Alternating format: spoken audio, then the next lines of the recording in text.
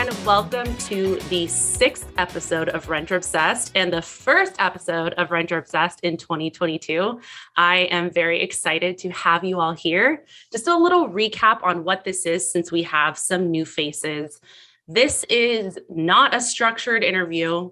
This is not a traditional podcast. This is a bunch of folks in multifamily who are hungry to learn, excited to share their own stories. And so the floor is yours. If you want to talk, jump right in when there's a lull. If you have something to add or you want to add color to something someone else said, then please hop in. And we'll wait until this thing gets kind of crazy before we start actually moderating conversation.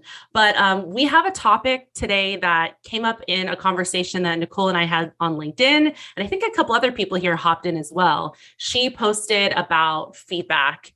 And it's funny that it's what time of year it is. It's January. I literally, after this call, have to go do my self-evaluation, which I absolutely dread. I wait till the very last minute and don't know how to answer the questions and completely forget everything I did the entire previous year. So wish me luck. But that is kind of where we're all at right now. At my previous company, we did them around this time. And I guess everyone's kind of different, but this is a really common time to reflect on what you've done, what your goals are, where you want to go in your career. And a lot of that is really scary because feedback is scary and giving feedback is challenging and advocating for yourself can be challenging. And I know most of the people on here on this call manage teams or maybe indirectly influence teams or are involved in hiring or feedback loops or evaluation loops. And it's nice to just get together and have conversations like this so we can come into it with, a little more confidence and a little bit of tools that we may not have had previously. So before I kick it over to you, Nicole, I think it's very funny. So I had to take a training because it's my first year doing self-evaluation and reviews at Knock. And there was a video that said, I have the quote, where is it? It said, when giving feedback, we as humans tend to focus more on the personality and attitudes of women, while on the other hand, we focus more on the behaviors and accomplishments of men. And it was a training on preventing internal bias that we have with people. And that was very in line with what you read. So I'll kick it over to you, Nicole. Awesome. Yeah, so I stumbled upon this article from Harvard Business Review, and it was talking about, obviously, feedback and reframing it. They also did some experiments on asking for feedback versus asking for advice. So that's why I really started the conversation, because it was something I've been working for years now and never really heard that kind of flip on how to ask someone for feedback versus asking someone for advice. I think in my mind, if I'm asking someone for advice, it's like, okay, I need to buy a new car, so let me ask someone for advice on a car, or I'm buying a new mattress, so I'm gonna ask for advice on a new mattress. But at work, I'm asking for feedback. How did I do on this project? How did I do on this client pitch? How did I do, on our owners' reports this month? And part of the article was saying that, similar to what Sydney said, that women typically are given vague feedback based on personality, whereas men are typically given more strategic feedback or feedback that they can pinpoint, oh yes, I remember I did that. And I've been managed for, all my years that I've been working, and I've managed people for a lot of those years. And I personally have never really thought about, the way I'm giving feedback during reviews. But I've definitely, after reading this article, seen periods in my career development where I feel like the feedback was very vague. It was focused more on a personality. And I posted this article because I was curious, are other, women experiencing this where, they're given this feedback that they're not really sure what to do with. It doesn't come with, it's not like, okay, your owner's report were late this month. We really need you to get them in by the 15th. Next month, can you send me, a draft by the 13th so that we can make sure they're out in time. It's more, okay, well, you seemed really negative today. What, we need you to be more positive, and not even like what's going on in your life. What, why are you negative, or what's happening? I get this feeling that you're being negative. So just curious what other people in their experience have experienced. And, has anyone ever taken the route of asking for advice compared to asking for feedback? I personally haven't ever done that in my career, but it's something that I think I'm going to start doing more of. So feel free to jump in. It's always the awkward part while we're all figuring out how this thing works. But yes, just jump in. Yeah. So Nicole, whenever I saw Sydney post on LinkedIn about this, I think it is really interesting just to be able to think about how a lot of the things surrounding women have to do with attitude and ways that we can come across as, and this is a weird way to put it, like palatable, like easier to like digest, whether we seem like we're in a bad mood or whatever. And you made a great point, Nicole, because instead of coming at it like, well, you're doing this and you need to not do that. A lot of people have at their companies different culture points, core values, things are surrounded to focus on their employees. Why isn't it being posed as, how are you doing today? What's going on? Is there anything that I can help you with?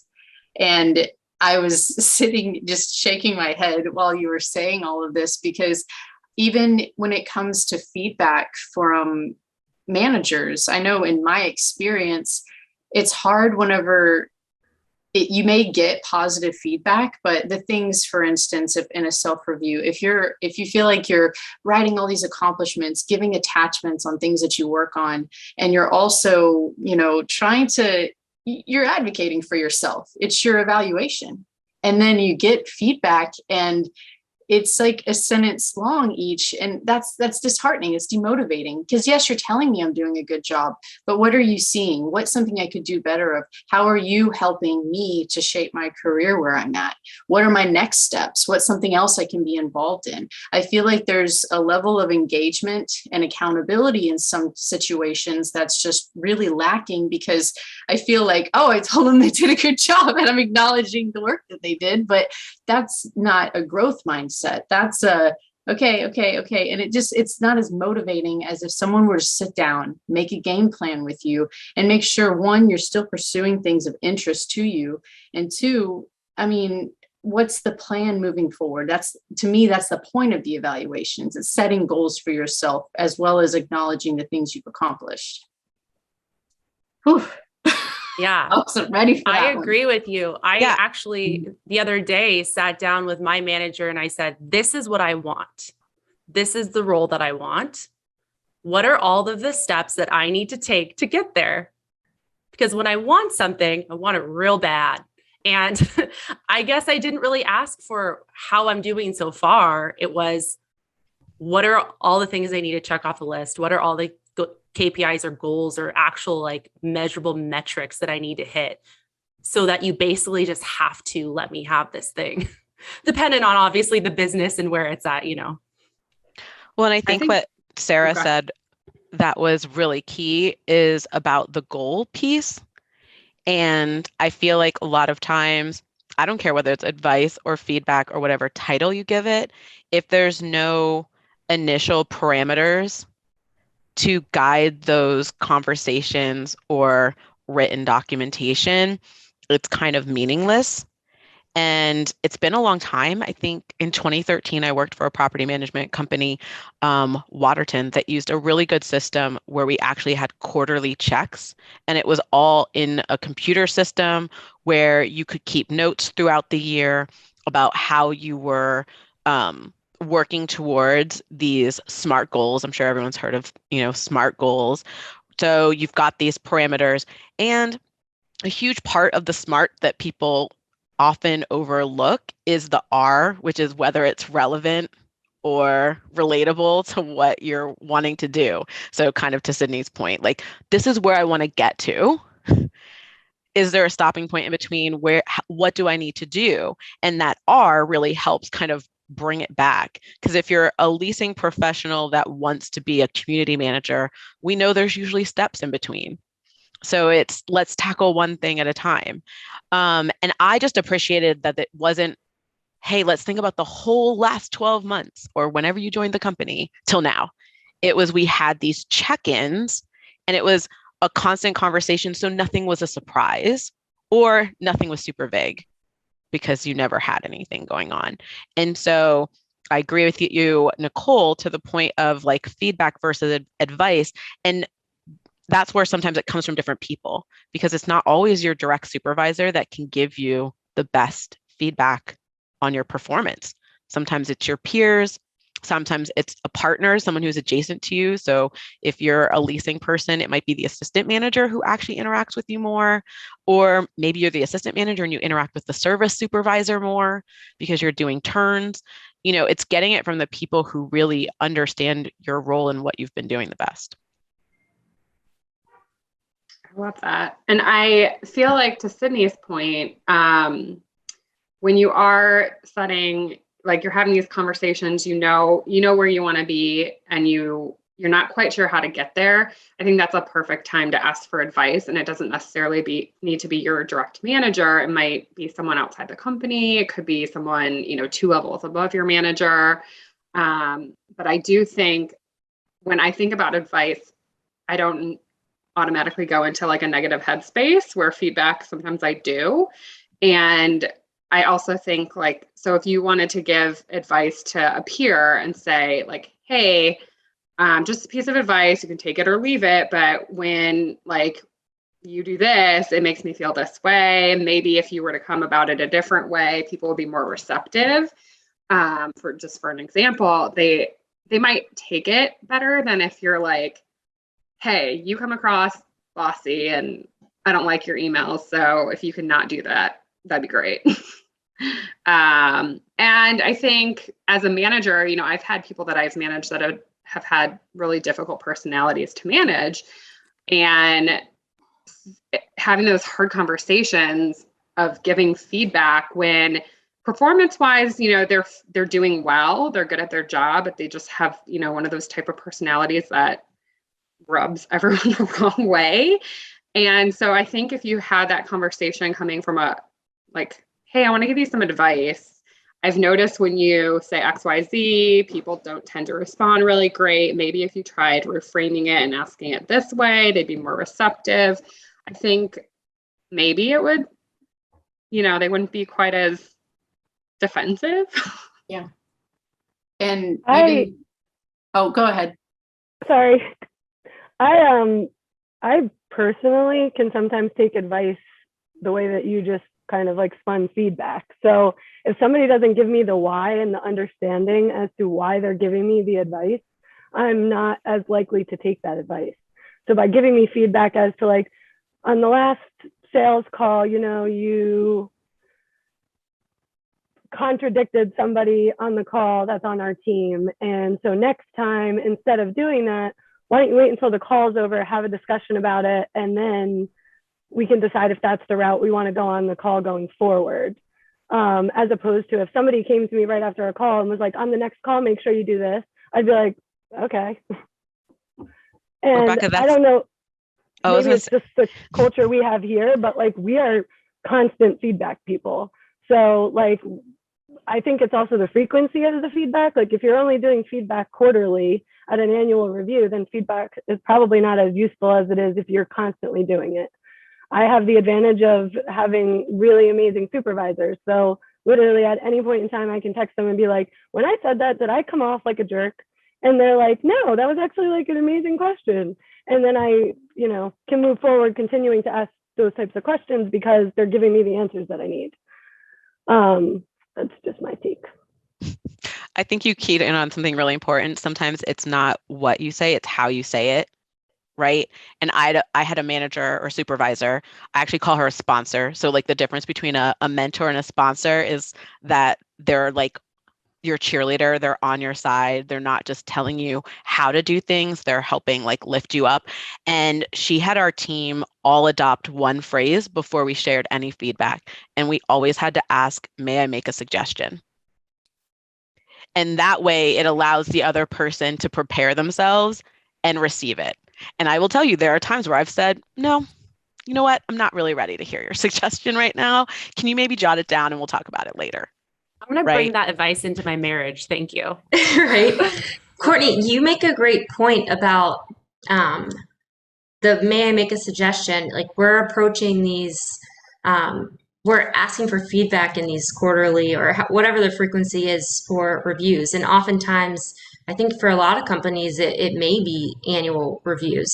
So how do we prep our supervisors to let them know that we're open to this feedback? And like when we meet, we're not just checking the box. Like, here's what I want to know. This is my plans. Like, give them all the information they need so that they can think about these things ahead of time so they're not, put on the spot by anything. I think catching them off guard is never a good route to take, right? So, and I think we get the most out of it if we do put that level of prep in.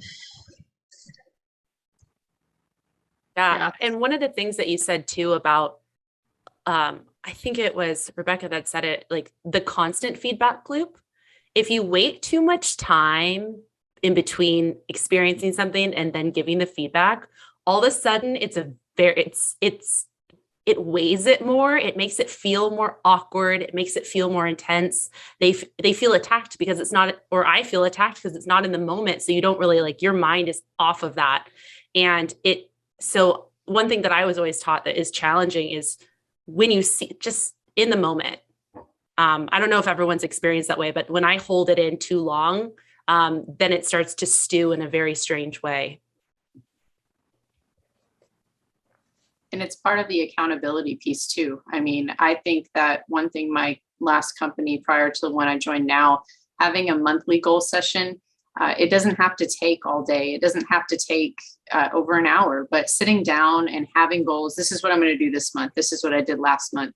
And then that way, the big time goals aren't, again, like you guys said, a surprise. But the other thing too, is that certain feedback shouldn't wait until one-on-ones. And that's what I think a lot, like what you just said, Sydney, like having feedback on how maybe you came off in an email, came off on a Teams message or whatever. I think that that's an accountability thing where we, as adults, we can be direct without sounding like we're challenging or demanding. It is in how you say it, but at the same time, it is beneficial to have direct conversations that are honest whenever your intention is not to come at somebody, but you want to make sure that it's a productive conversation so that things for everybody involved are going to move forward a lot smoother. And I think that's something that a lot of people misunderstand, especially in a virtual setting. People can read a lot into a lot of things, but at the end of the day, pick up the phone, pick up the Teams and video chat. I mean, a lot of that kind of gets missed. And even, like I said, my main point with all of this is the constant feedback is an environment that I think everybody needs to adopt, but then also having direct conversations in the moment instead of waiting for review time to have conversation, making it feel like, have you been thinking this the whole time about me? And I had no idea. So that's usually how that ends up coming off. And it's also not relevant. This isn't a performance review. If you had a suggestion like this to help me, that you felt that this was going to help me, I wish that would have come sooner. That's how I would have addressed that if that was the situation I found myself in. For this group, oh, sorry, you go ahead first, Katie. I was going to say, a lot of times too, I'll even phrase it as a question, like, did I misunderstand this expectation? Am I coming at this the wrong way? Like, I want to make sure that everyone's on the same page before I offer up a suggestion or try to correct something that I thought was maybe supposed to be handled a different way. Because a lot of times that miscommunication or misinterpretation of a specific standard is, kind of subject based to person. And it just comes down to making sure that everyone's on the same page too, in terms of making those suggestions. Yeah, Jania. Hey guys, just kind of have a question to the crew as we're talking about career development. Very often what happens is that you accept one position with one responsibilities, but then whenever you join the company, some priorities shift, and sometimes you have to take responsibilities that you didn't sign up for, which is fine at the time. My question is if you have experience in that, and how do you keep the balance between helping the company the way you can, but at the same time set the boundaries so you stay on track with your career? Do you guys have experience with that? Yes. That's a good question. Wow. That's a really good question. Yeah. I feel like, I mean, in property management, I feel like we all wear so many hats that you kind of become numb to doing things outside you've applied for a job and it had specific responsibilities and you felt comfortable with those responsibilities. And then you come on board and things change and, someone's out. I think something that I've found super helpful if I'm feeling overwhelmed with like my current responsibilities, and this happened more at my last company where we were very entrepreneurial. I would I would put a list of what I was working on and say like, okay, this is what I'm working on. You just asked me to do this other thing that I wouldn't say is not part of my job, but like, where does it fall on the priority list? That's kind of how I got around it, to at least figure out like, okay, is it more important that I focus on this? Unless it was something that I knew was like super critical. Sometimes there's just things that come up and you're like, oh, I know I got to tackle this right now. I love the advice about the priorities. Yeah. Like somebody said once that everything is a priority, then nothing is a priority, right? Yeah. Kanchan, you've had your hand raised for a minute. Yes, I can definitely answer that question because, I work for a small property management company and we have about 15 employees in our corporate staff, and I am the marketing coordinator here. But when I joined, of course, it was all about marketing. But then after I joined, I realized one thing I realized was I really like multifamily industry. Like I'm in love with it and I want to learn more and I want to grow in this industry. So I guess because of that motivation, when we have new hires, I've even sat down at trainings with our other employees where we talk about move outs, move ins, and because I wanted to learn everything. And part of that reason is even though I'm marketing, I'm also heavily involved with employee engagement, especially with our on-site staffs. And there are times they feel super comfortable that they'll text me about some moving question. So I didn't want to be that one that always wanted to refer them to the right place. If I knew the answer, I would love to share the answer. So it really helped me to like learn and kind of help our teams and, be involved with the industry, be involved with the office more. And at the same time, I think like, again, I agree with like prioritizing because I never forget that I'm the marketing person. I'm the only marketing person for the company. I want to make sure that my budgets are aligned and, I'm negotiating my rates and I'm doing all of that I'm being tasked to. But at the same time, I'd like to divide my time and learn. And I think it sort of derives from like how passionate are you with the industry and how much you want to learn and how much you want to grow. Yeah. Katie. So when it comes to it, it's a lot of times I let them know like I'm more than capable and more than happy to help them and help out in any way that I can.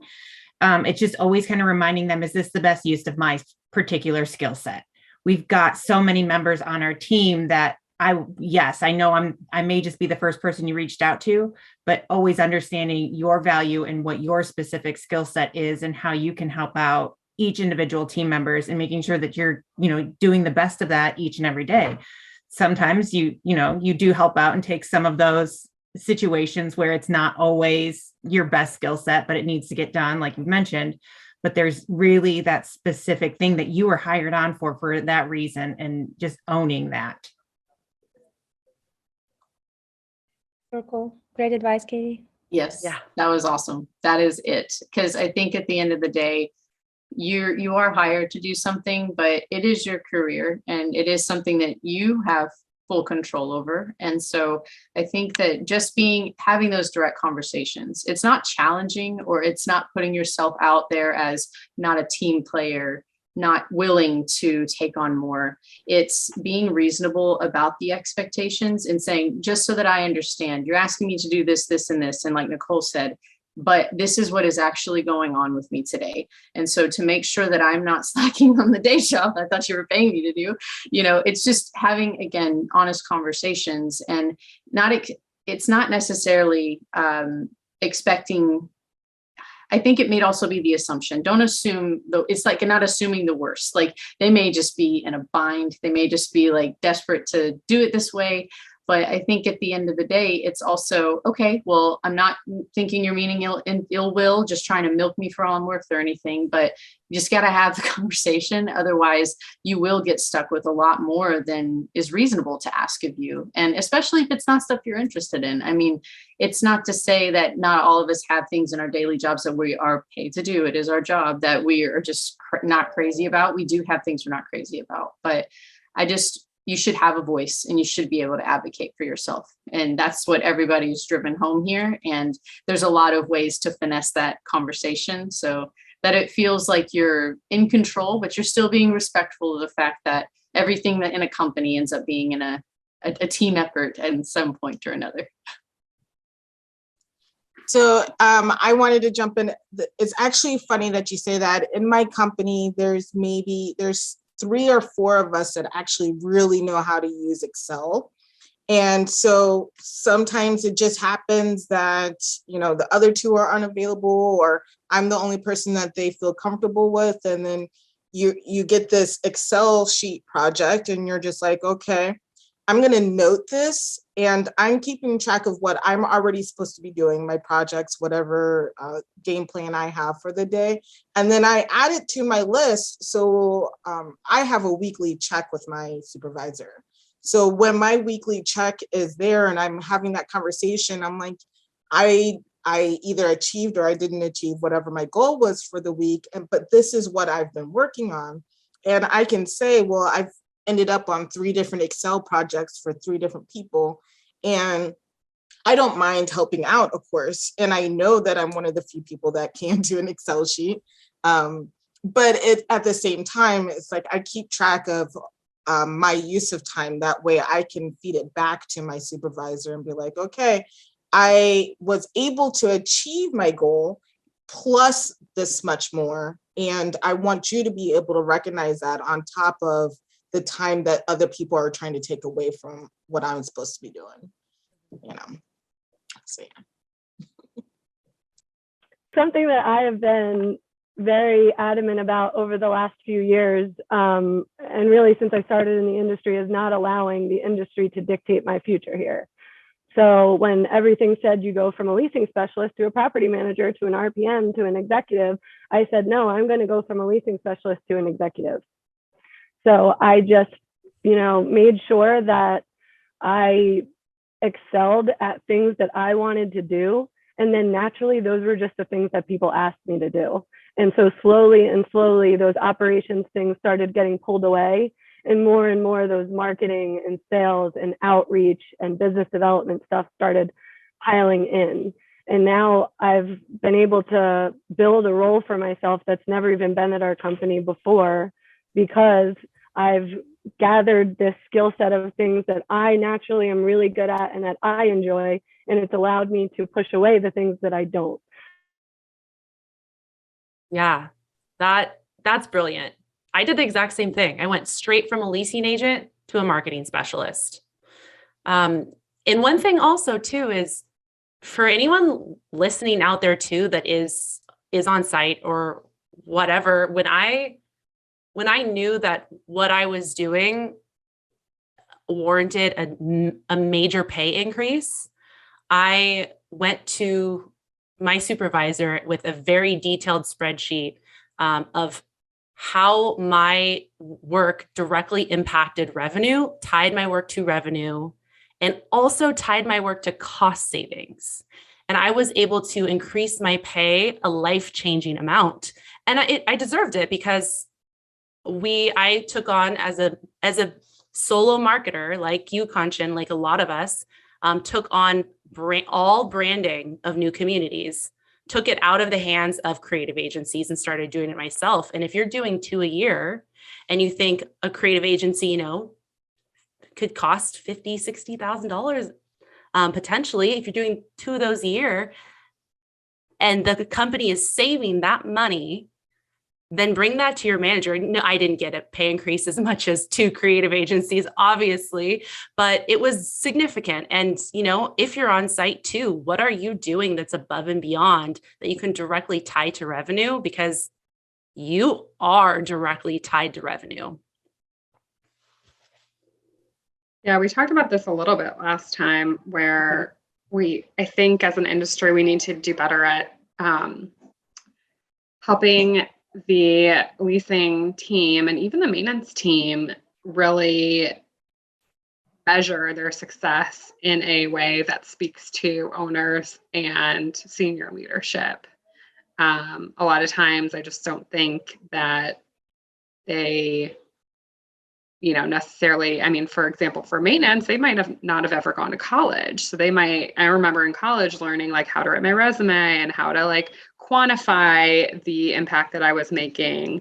And I think that we do them a pretty huge disservice by not helping them learn how to advocate for themselves and realize what impact they really have on the entire organization and the property that they're at. Yeah. Cross training is so brilliant and helpful. And we talked a little bit about like staying on track for what your career expectations are, but also Kanchan, he brought up the fact that he's interested in the industry and like, what if you could bounce from, maintenance to someone that is having those conversations with senior leadership about what, transforming and in their category or strategies that can directly impact revenue, like getting your fingers in different things to collaborate more and just, we don't have to do it the way it's always been done. We can be better. We can break things that aren't broken. We can re-break them. So one of the fun things that I loved doing when I was on site was actually having like a cross-office maintenance day where I would have some of the office team go with a service tech and have a service tech in the office for a day. That way they got to experience what it's like to be in the other shoe. And then also just having that conversation, because like Nicole said, maintenance may not be able to advocate for themselves. They may not have the same scenario where they're having conversations with upper management or the executives, or even if they do visit on site, which may or may not happen, they're not necessarily walking into the service office. They may, speak with the manager, but not necessarily the tech. But having those sit down conversations with them, like, what is your goal with that service tech, and, help them voice what they're looking to do. It's always helpful. Nicole said in the chat that they might not even see the financials at times. One of the things that I really appreciate about Knock is they're very, very transparent with the financials and what our expectations are and what our goals are and which different teams are helping move the needle in different ways. And I think that's valuable. I'm someone that doesn't really have a college degree. And I think that someone said, I think it was Kiana, like, you might not even have a college degree, but there are so many paths. And if you can learn on the job and truly understand the inner workings of your business, you can add a ton of value in different ways. And like Rebecca said, dismantle the expectations and build your own career in this industry, because there's so much room for innovation still. Okay, so for this group, I don't think we have a lot of on-site listeners yet. And I really want to change that, because this is something that I would have wanted when I was on site trying to figure out what I was doing and what career path I wanted. So for you, imagine back in the day when you were on site, or maybe your own employees, what type of advice to advocate for yourself or to build a path do you wish that you would have gotten, or what would you give to someone starting out? Something that I always say in my interviews, sorry, I'll be quick. Something that I always tell people in interviews is that this industry is just so vast and there's so many different paths. Like, it's almost like mind-boggling how many different paths there are. Like you can be on the vendor side, you can be on the property management side, you can decide to go into like commercial real estate, property management. And so I think that's a conversation we need to have more and more, like at the beginning stages of people's careers, so that they can figure out, what am I good at? What do I enjoy doing? Because if they're doing something that they enjoy, they're probably going to stick around for longer than our current rate of turnover. Katie, you were going to say something. Yeah. I got a couple of things. So one is that I've been kind of trying to share with some of my team members is interview for positions you don't necessarily know that you want. Just giving yourself that opportunity to get in front of some of the leadership team that way, and interviewing and getting these questions asked, it might open your perspective to different opportunities that each position has that you may not even know is out there. And then the other thing is just be vocal about what you really do enjoy doing. It's one of the reasons why, like Rebecca, I was able to go from a leasing position to an executive position, is because when that position opened up, the entire leadership team knew that it was one of my passions. And it was just something that I always strived for and advocated for, is, all of these things on site that kind of filtered down from that corporate level. And I just made it known that that's, what I wanted to help with, and then showed how I could help with it at that site level. That's excellent. And I think that the only thing to add to that is that if you're not already getting time with your direct manager, make the time, ask for the time. If you're not getting what you need to be successful in your role, or if you feel like there is more that can be done for you to succeed, ask for it. And I think a lot of people would rather, or not rather, but they may feel like their only option is to sit and to stew, or to just feel like, well, this is all this is going to be. I'm going to have to find another job. If you are able to speak up for yourself instead of expecting someone to read your mind, sometimes that's all it takes. Other times it may not be the solution, but at least you did everything you could to keep your career and keep your power, and just controlling the situation as much as you can control it. And having those conversations with a direct manager is one thing, but we talked about this today, and I think it's great. And it is something that I know personally has helped me, but building good relationships with peers who you may be cross collaborating with on other projects. I know a lot of things that I work on tie into marketing, and just being able to, bring yourself into different environments and projects. And it really is only going to make you feel less trapped if you feel like you're not getting the help that you need. And I think a lot of people early in their career feel like, I must not want to do this. And it's really not about that. It's just about how you shape the conversations, make them happen if they're not happening. And then if all else fails, then maybe it's just not the right place or the right manager. So just being brave in your pursuit for what you want to be doing and how you want your time being used and how you want to be managed, because we all have a say in how we want to be managed. And hopefully it's something that's receptive, because everybody is so different. We can't all expect to be managed the same. I wish the listeners could hear all of the heads nodding that entire time through Sarah talking, because so many people were agreeing with everything that you just said. Absolutely. For me, one of the things that I tried to express when I was on site is, please tell me what you want. Please have that open conversation with me. I may not be able to give it right away or today or, financially, but if I know that there is something that you want to achieve, I will look out for it. And, hopefully everybody has that supervisor that is looking out for them. But if you tell me that you're looking for, to be a service manager and your performance is well, you're here every day, you're going above and beyond.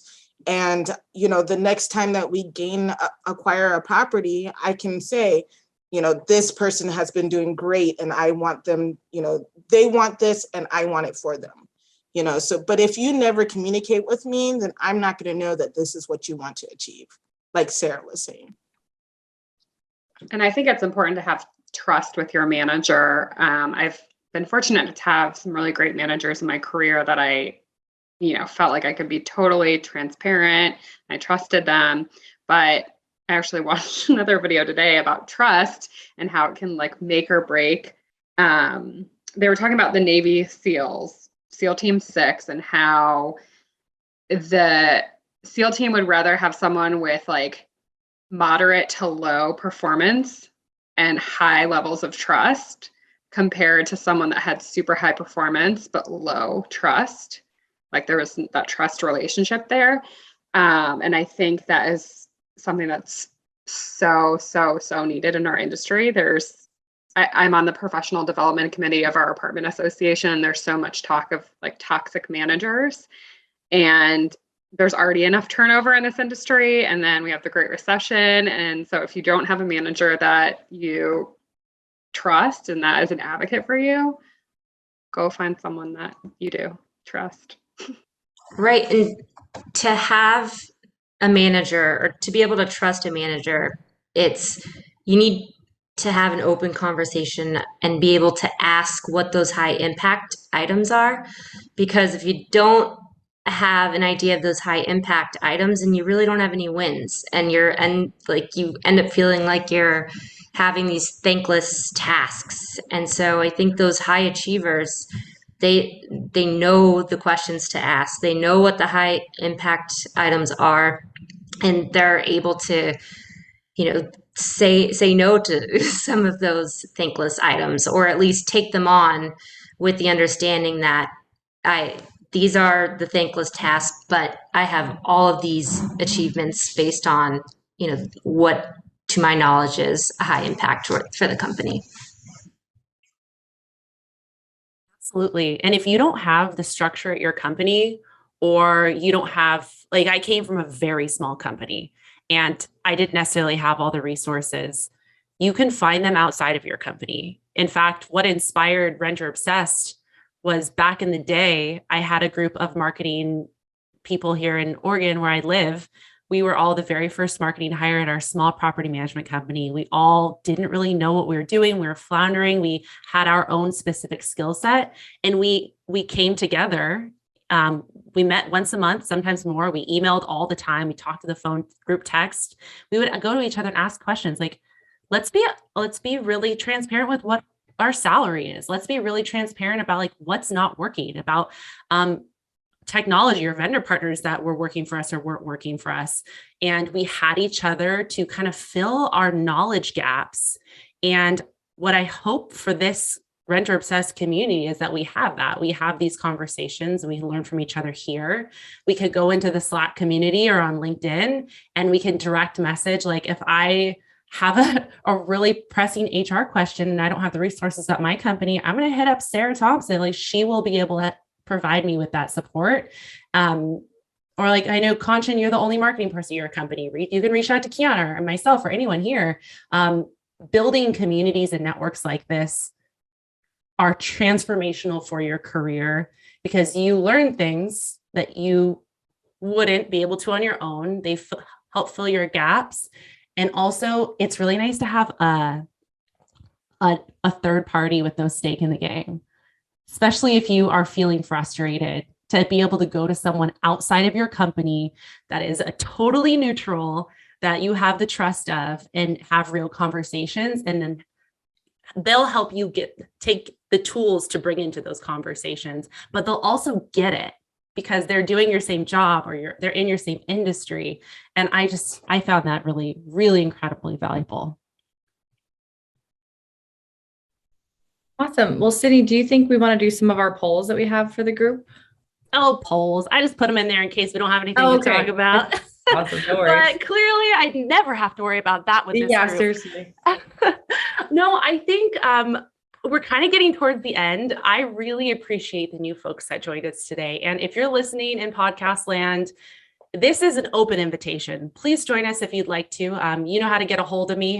You can hit me up at hello@noxcrm.com. You can, there's a link on everything, and join the Slack community and talk to us. You have direct access to everyone here. And you all here have direct access to each other. So let's use each other. And for some final thoughts, I know Kiana's super active on the Slack community. It makes me happy. Does anyone have anything else to add that we didn't talk about, or any parting words for anyone that might be listening?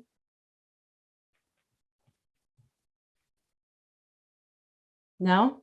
Awesome. Well, I really appreciate you. We'll be back here again in 2 weeks, and then keep an eye out for some more frequency. And I have one request from everyone here. If you have anyone in your life in the multifamily industry that you think would find value in this and want to be part of a community like this, then please invite them. We have a little bit of a reach, but it's not insane. And I know this is a really big industry, and I want to make sure everyone has the opportunity to share their experience, share their voice. I want to learn from them selfishly.